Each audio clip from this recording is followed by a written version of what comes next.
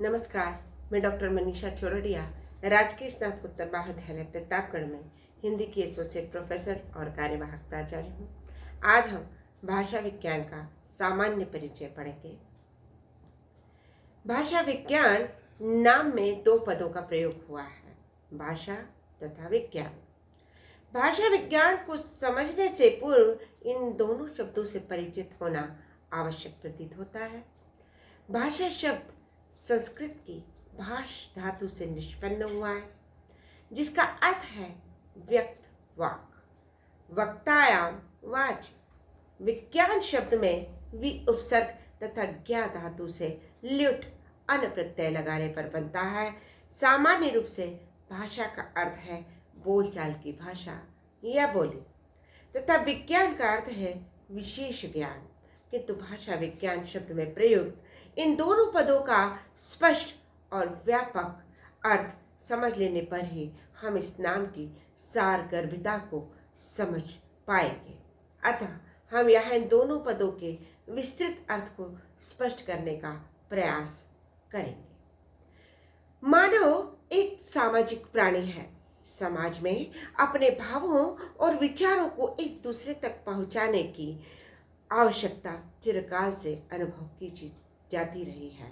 इस प्रकार भाषा का अस्तित्व मानव समाज में अति प्राचीन सिद्ध होता है। मानव के संपूर्ण ज्ञान विज्ञान का प्रकाशन करने के लिए, सभ्यता और संस्कृति के इतिहास को जानने के लिए भाषा एक महत्वपूर्ण साधन का कार्य करती है। हमारे पूर्व पुरुषों से सभी साधारण और असाधारण अनुभव हम भाषा के माध्यम से ही जान सकते हैं। हमारे सभी सदग्रंथों और शास्त्रों में भी मिलने वाला ज्ञान भाषा पर ही तो निर्भर है। महाकवि दंडी ने अपने महान ग्रंथ काव्यादर्श में भाषा की महत्ता सूचित करते हुए लिखा, इदतमः कृष्ण जायेत भुवनत्रयम् यदि शब्दाह्यम ज्योतिरा संसारम न दीप्यते। अर्थात यह संपूर्ण भवन अंधकार पूर्ण हो जाता यदि संसार में शब्द स्वरूप ज्योति अर्थात भाषा का प्रकाश न होता। स्पष्ट ही है कि यह कथन मानव भाषा को लक्ष्य करके ही कहा गया है। पक्षी पशु भावों को प्रकट करने के लिए जिन ध्वनियों का आश्रय लेते हैं वे उनकी भाषा हो सकती है, किंतु मानव के लिए अस्पष्ट होने के कारण विद्वानों ने उसे अव्यक्त वाक कहा है, जो भाषा विज्ञान की दृष्टि से कोई महत्व नहीं रखती, क्योंकि अव्यक्त वाक में शब्द और अर्थ दोनों ही अस्पष्ट बने रहते हैं। मनुष्य भी कभी कभी अपने भावों को प्रकट करने के लिए अंग भंगिमा, भ्रू संचालन, हाथ पांव, मुखाकृति आदि के संकेतों का प्रयोग करते हैं, परंतु वह भाषा के रूप में होते हुए भी व्यक्त वाक नहीं होते। मानव भाषा की सबसे बड़ी विशेषता यह होती है कि वह व्यक्त वाक अर्थात शब्द और अर्थ की स्पष्टता लिए हुए होती है। महाभाष्य के रचयिता पतंजलि के अनुसार व्यक्त वाक का अर्थ भाषा के वर्णनात्मक होने से ही है। यह सत्य है कि कभी कभी संकेतों और अंग भंगिमाओं की सहायता से ही हमारे भाव और विचारों का प्रेषण बड़ी सरलता से हो जाता है।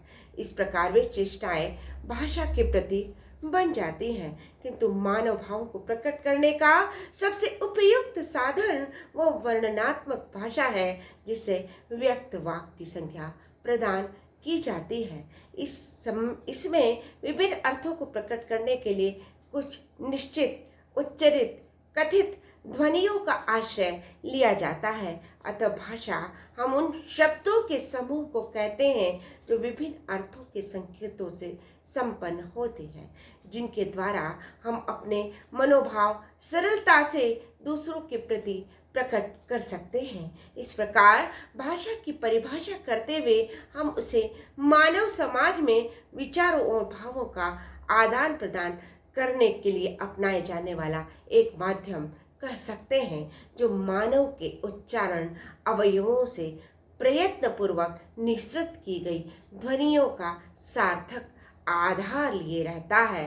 वो ध्वनि समूह शब्द का रूप तब लेते हैं जब वे किसी अर्थ से जुड़ जाते हैं। संपूर्ण ध्वनि व्यापार अर्थात शब्द समूह अपने अर्थ के साथ एक यादृच्छिक संबंध पर आधारित होता है। यादृच्छिक का अर्थ है पूर्णतया कल्पित। संक्षेप में विभिन्न अर्थों में व्यक्त किए गए मुख से उच्चरित उस शब्द समूह को हम भाषा कहते हैं, जिसके द्वारा हम अपने भाव और विचार दूसरों तक पहुंचाते हैं।